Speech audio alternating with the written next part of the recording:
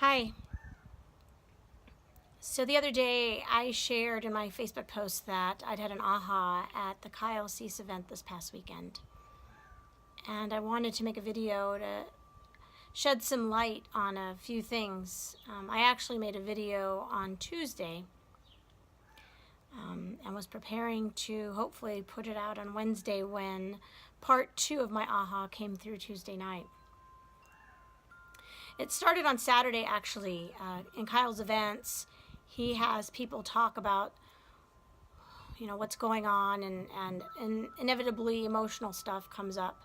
And because we're all together as the collective in the group, it stirs our pot as well. Saturday night, after the day's work, as I returned back to the hotel, I felt like a human snow globe. I felt like I'd been taken upside down and shaken. I was feeling a lot of different emotions. I was feeling excitement, and I was feeling heavy. I was feeling sad, and I was feeling happy. It's kind of confusing. And I didn't want to make sense of it. I really just kind of wanted to, let it come through. And so I did. Sunday, we had this exercise where we partnered up, and my partner was gracious enough to write a few words down. And the one that really stuck out to me was the word criticism. It was a word my inner child, I call her little Susie, is very familiar with. As a child, I was really sensitive to criticism at home and at school. And that really showed me where I had been being stopped from putting out more videos, my writing, and even launching the store, even though I'd had demand from people for all of that. And, had this been any other business, I would have definitely already moved on that because I'd seen the demand. But something was keeping me from honoring that call. And after about 2 years, finally that frustration built to a place where I had to do more work. I had to find out and uncover that piece. And so criticism, or the fear, I should say, of being criticized was what was holding me back. And on Tuesday night, part 2 of that showed up, because if you can imagine, a child who's been criticized will then begin to seek worthiness and love, perhaps in ways that aren't authentic to them. And that hit hard on Tuesday and Wednesday.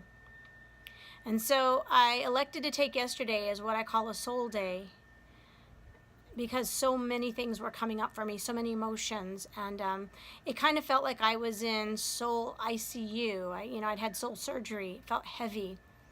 And as I think back, I've done a lot of work on myself. This is probably one of the heaviest pieces I'd ever experienced, and it's still processing. I can feel it. The real heavy maybe is lifted, but there's still some magic that's trying to unfold and come through me. And honestly, that's a little exciting, because what I come to know is, to the degree of the heavy that we feel, what's trying to leave, there's something just as exciting on the other side of it, that wants to come through. And I really felt compelled to share this with all of you, because I know I'm not alone in knowing that when something is calling you inside, you can easily divert that call by rationalizing, finding something that's more important to do, as silly as maybe washing the car, or hey, I've got to go get groceries, or just whatever. And so that can really take precedence in our mind. But if we get really honest with ourselves and really go deep into what our heart is asking for, it's asking for that authenticity to come through. It's the soul calling, we can honor that by walking towards it, and by facing maybe that fear that may be covering it. And then we discover that that fear actually was not near as big as the joy that was holding hands with what was calling. I don't know what this is going to turn into. I don't know what it looks like.